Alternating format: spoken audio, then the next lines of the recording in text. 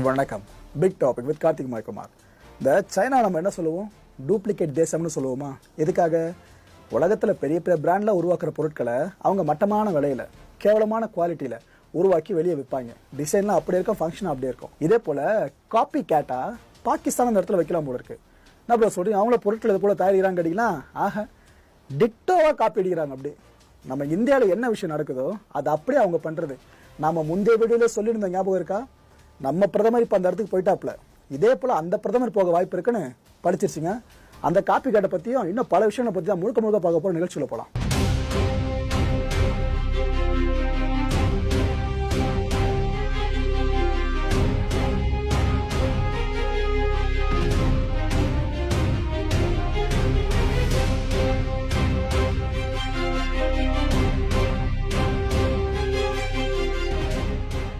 நம்மளோட டார்கெட் பாகிஸ்தானில் இருக்க பயங்கரவாதிகள் மட்டும்தான் அப்படின்னு நினைக்காதீங்க.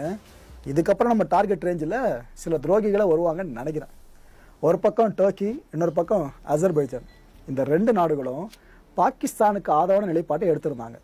இதனால் கடுப்பான நம்ம இந்தியர்கள் இந்த நாடுகளுக்கு சுற்றுலா போயிடுது தவிர்த்தாங்க. புக் பண்ண டிக்கெட்டெல்லாம் கேன்சல் பண்ணி வச்சுட்டாங்க. ஆன்லைன் போர்ட்டல்ஸ் முழுக்க பார்த்தீங்கன்னா அந்த டூரிசம் சார்ந்து ரெடி பண்ணுவாங்களே, அவங்களும் இந்த ரெண்டு நாடுகளை தவிர்க்கிறதுக்காக ஃபுல்லாக இக்னோர் லிஸ்ட்டில் போட்டு வச்சுட்டாங்க. இது நடந்துகிட்டு இருக்கு. So boycott Azerbaijan, boycott Turkey. இப்போ இருக்க இந்த ப்ரோபகண்டா பெருசாக போயிட்டு இருக்கா?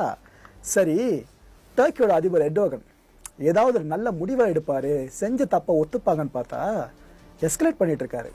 இடத்துல சொல்லியிருக்காரு இப்போ எர்டோகனு, நாங்கள் எப்போவுமே பாகிஸ்தான் பக்கம்தான் நிற்போம், என்னோட brother, my dear brother Shehbaz ஷெரீஃப்னு சொல்லியிருக்காரு. இது இன்னும் பல பேர் கோபத்தை தூண்டி விட்டுருக்க மாதிரி தாங்க இருக்கு.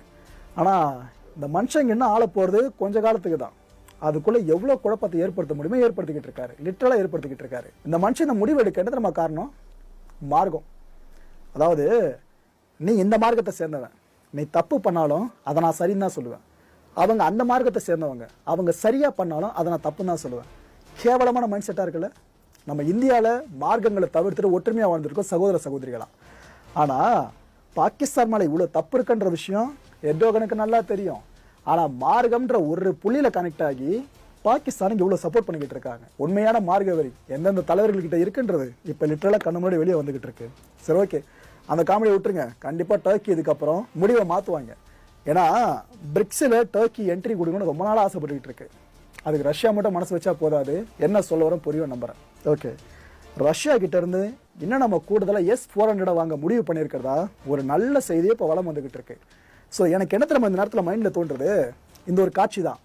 அதாவது S-400 இந்த அளவுக்கு இந்தியாவை புடைசூட ஆரம்பிக்குது, நம்மளை காக்கிற அரணா மாறுது அப்படின்னா